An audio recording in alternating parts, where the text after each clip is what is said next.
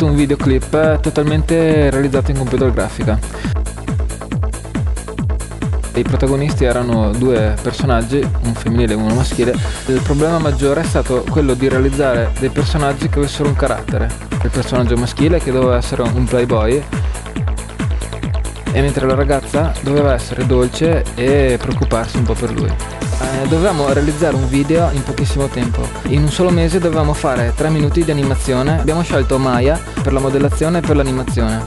Le subdivision e i vari tool che offre Maya sono molto potenti, comprese le ossa, l'animazione. Blend Shape è un tool di Maya che ti permette di fondere le varie espressioni di un personaggio. In genere lo si usa per lo più per le espressioni facciali o per il labiale, quando si deve far coincidere la voce con un personaggio che parla in 3D. Abbiamo deciso di animare tutto in maniera tradizionale, per dire tipo passo 2.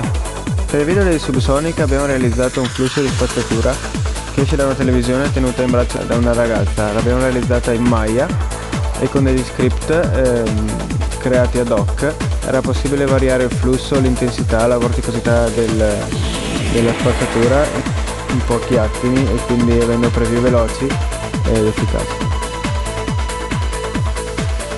Per la resa del fumo invece e anche per l'effetto dell'esplosione abbiamo utilizzato un simulatore di particelle in tempo reale, poi applicato con After Effects tramite un livello che ha dato l'effetto di distorsione.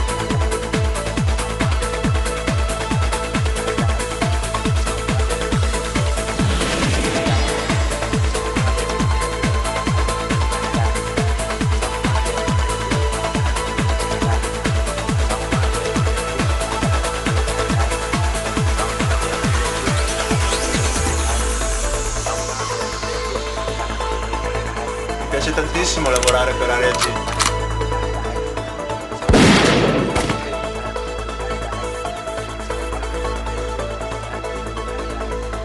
Mi piace tantissimo lavorare per Area G.